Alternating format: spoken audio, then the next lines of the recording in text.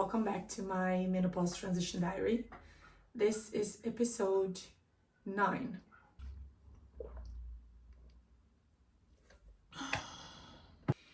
And I have updates. Where to start? I think I'll start with the morning routine that I mentioned in the previous video. So, I think one aspect that's been very interesting in the transition to menopause is to slow down, not be able to be in a hurry as much. Because when I do, I feel unwell and anxious and tense.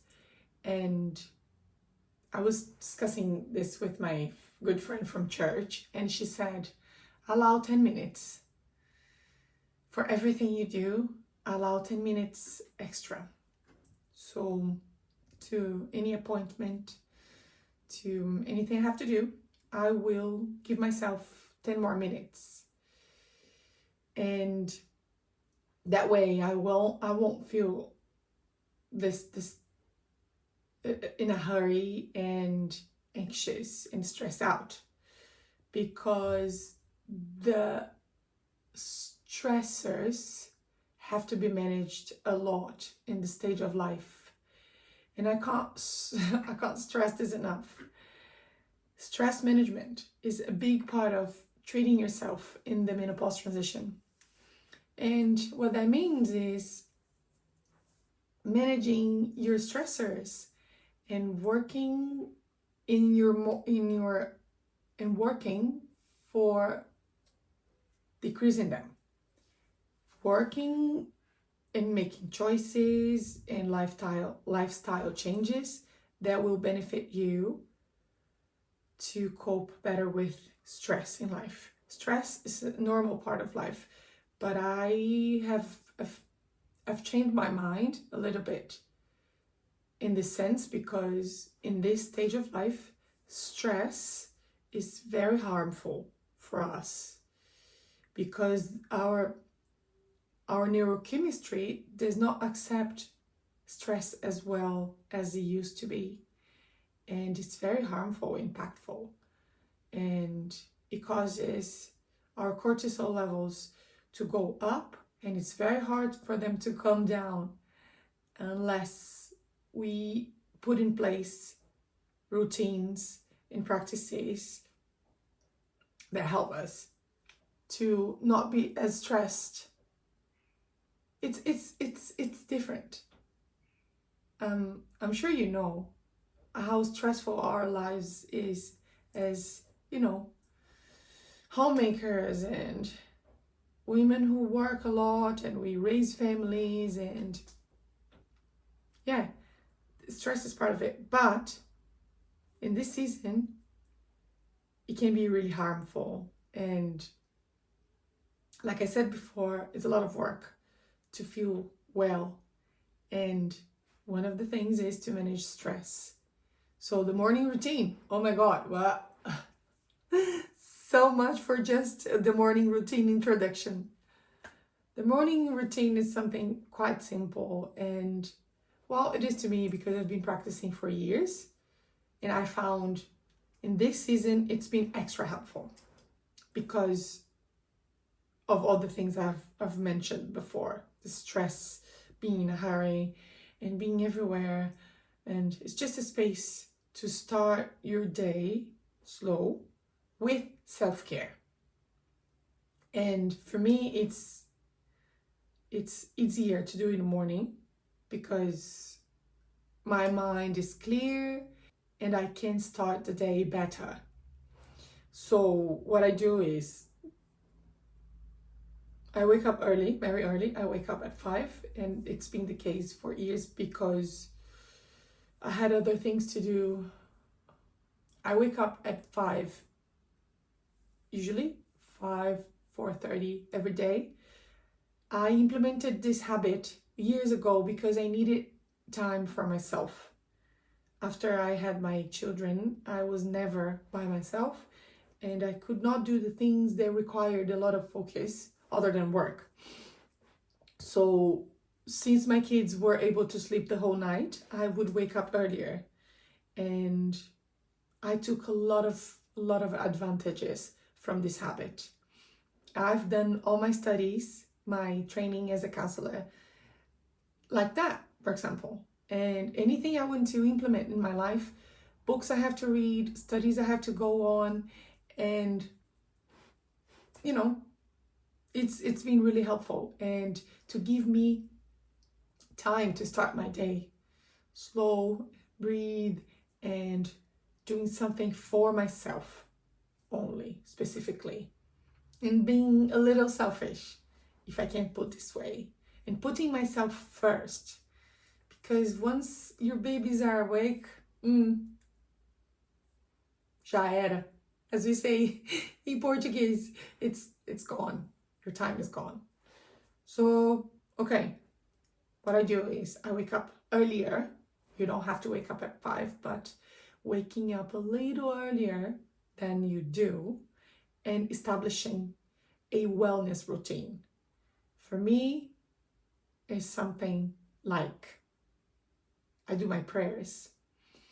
I worship God, I sing songs, I listen to them mostly, and I do my prayers, I do my Bible reading, my studies, and my meditation in the Word of God. And for me, that is, now it's like my daily, how do I put it? It's not only my daily bread, it's not only medicine, it's my daily remedy for life. It's my daily dose of hope, of encouragement, of practicing peace and gratitude, learning the truth about myself and about my faith,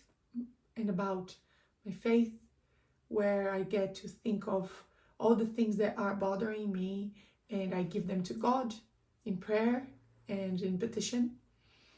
So this is how I start my day.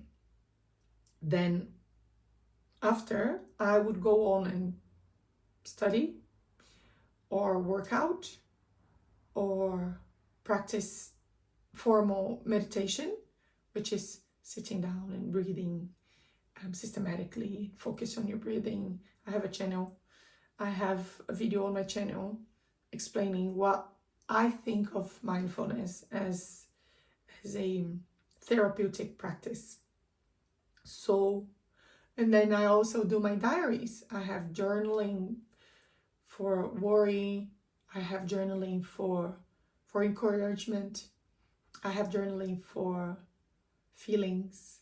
And I also have a video on this very channel talking about journaling, and I'll link the description for you. And I will link in the description for you. I have a journaling video in this very channel as well, and it's been so helpful for this stage of my life, and it always has been. And I guess it's something that I, as a therapist, would definitely recommend to many of my patients and clients.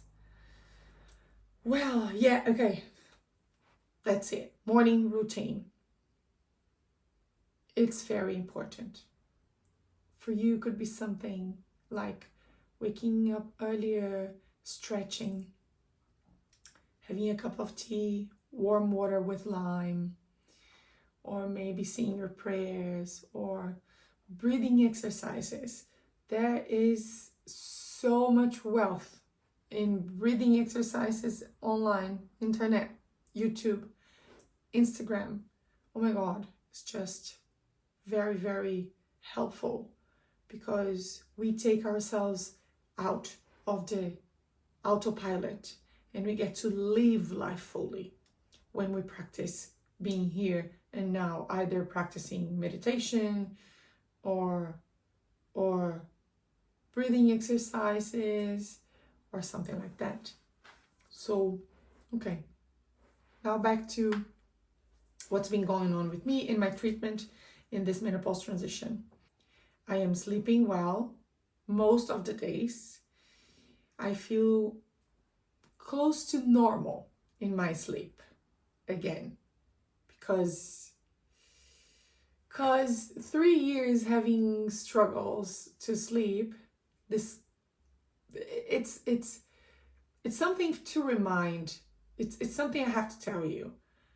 Everything that we took a long time to ruin, to damage, everything that it's taking a long time to damage, it's gonna take some time to fix. There is no rapid, easy, quick solution about it. So I believe I am in the right path. CBTI has helped me so much, and I'll probably upload a video with an introduction about cognitive behavioral therapy for insomnia. And yes, so sleeping well and feeling overall better for this past week, 2 weeks. And my treatment is consistent in progesterone capsule, testosterone in the morning, and I have been recommended supplements as well. I have to be honest and confess how terrified I am of trying supplements. I've tried them before. They were more harmful than beneficial. And now I have to overcome this fear. And because I'm not as anxious anymore, I feel like I'm coping better with all the challenges that life itself brings. And yes, I have started with GABA supplement and with another one called Mature, something like that. But the thing about supplement is, do not take supplements that was not recommended by your physician. And even so, if your physician does not have knowledge in menopause transition, second guess him or her, because they do not have the knowledge. And although they mean well, it might not be what you need. You need to be looked after a person who knows what's been going on, who knows how the hormonal chaos is impacting and how it's like taking your quality of life away from you in so many areas, because we have hormones receptors in every single organ, and if they're not balanced, there's chaos. There's inflammation, there's anxiety, there's fear, there's this weird sense of not being yourself, and your mind is not working properly because the impacts on cognitions are so big, and the mood changes, sleep problems, digestive problems, and the list goes on and on. I have been better from all my symptoms, and if you didn't watch the first maybe 3-4 videos of this playlist, please do so you can get familiar with all my symptoms. And I talk about symptoms that I didn't experience, but I know from my research, from all the books I'm reading, and the doctors I'm following, and the content I am obsessed about in menopause transition. So you might see you in these symptoms as well, the symptoms that I share. I'm not going to talk about them today. So please watch the other videos if you want to know more, because if you're not feeling like yourself, if you're feeling unwell for quite a while and you go to the doctors and they're dismissive, they're gaslighting you, they say you're fine, your blood tests, they all look okay, and you might be in trouble with your hormones. And by watching all my videos, you're gonna get so much information that I have collected through all this. It's all condensed, and I hope it's helpful to you. And okay, hang on. I'm back. It was someone at my door. So I was saying, to close this video, in order for us to look after ourselves in the transition to menopause, it's quite a lot of different directions in wellness care, if I can put this way. It's not a simple task. We need a comprehensive care. So this new clinic that I've been seeing, they look after everything. And as opposed to the last clinic I went to, I was being seen by this nurse practitioner, and she was looking after my hormones, period.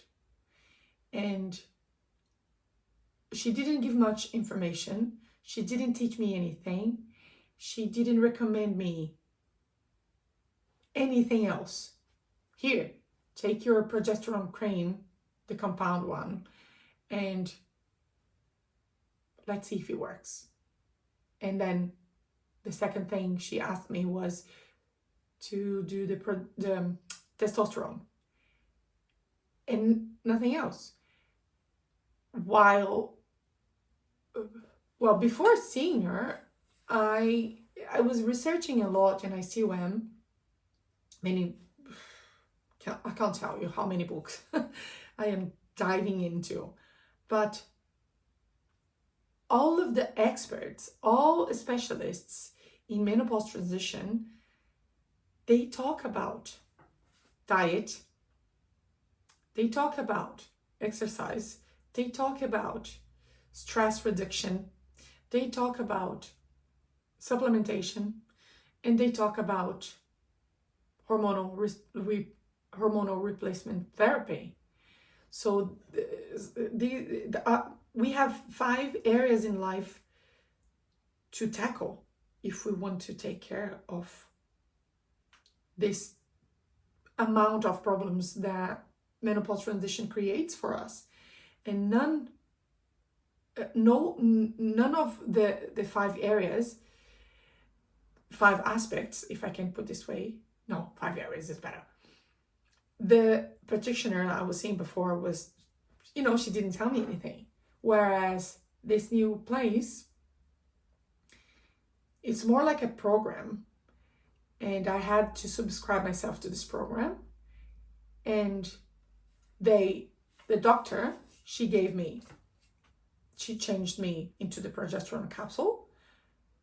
She was a little bit concerned about the testosterone, so she scheduled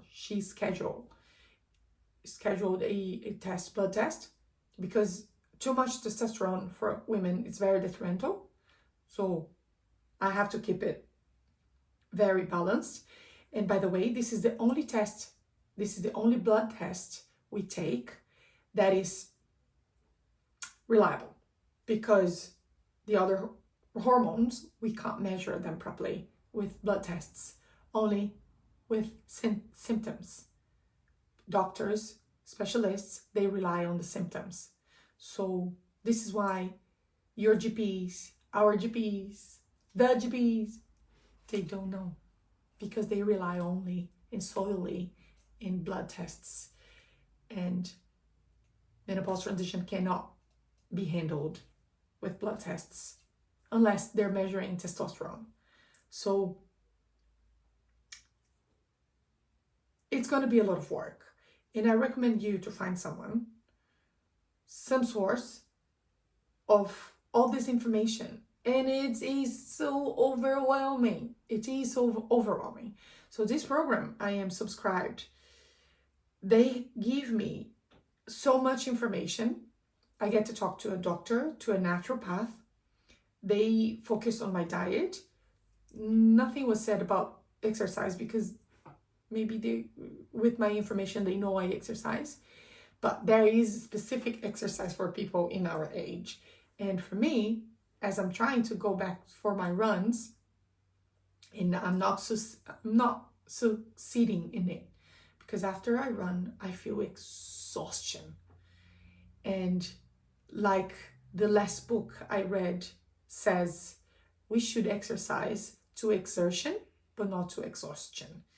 Because I can't take 2-3 days to recover myself from a 5K run.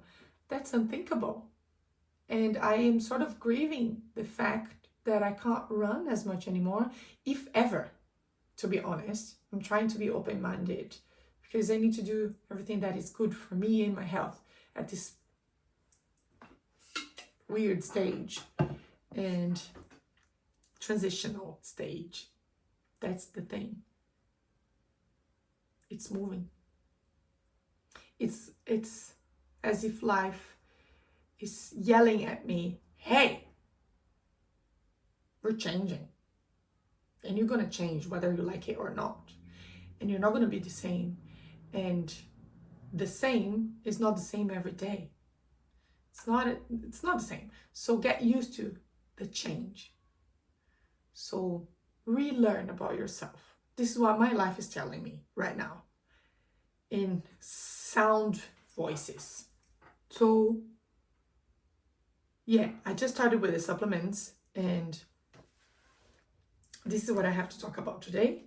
I don't have much to say about the supplements other than I am terrified of trying them because I don't want to feel unwell.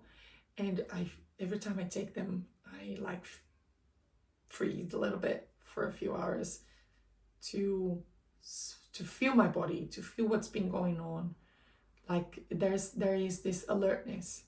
But this is from the trauma I've experienced before. So now I have to tell myself, hey, hon, it's gonna be okay. Let's go easy. By the way, go easy, super easy. Like, test it out. If you've been recommended a spoon of, the powder of the supplement, whatever that is, try a quarter or even less to see how you feel. Don't just throw yourself in careless. You're gonna pay the price, okay? And the practitioners, they mean well, but you are the expert of your own journey and you have to own it. It's overwhelming, but you are indeed the boss of your body. No one else will know better. So trust your gut, trust your instinct. For example, my testosterone, I am not doing the whole dosage yet. I started like little over half, and now I'm little over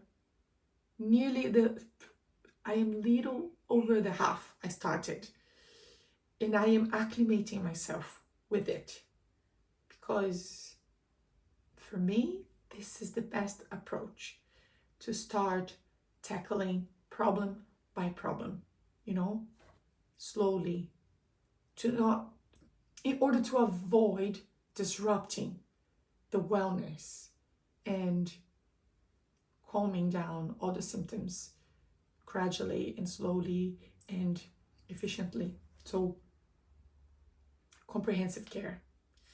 And I'm sorry, it is a lot of work. I am still getting used to it. And now I decided to enroll myself in a specialized program. And this is a thing for another video, but I will become a specialist coach in women's health. Because, look, it's my job as a clinician for women to know as much as possible so I can help my clients. And as I've been going through this, I might as well learn how to help systematically other people to overcome all the challenges in a very kind and patient and efficient way. So that's it for today. I hope next week. Oh yeah, okay. No, I am still lacking energy and motivation, and I still need a lot of rest. The naturopath said that the supplements would correct that. Let's see how that goes. All right. I'll see you next time, hopefully. Ciao.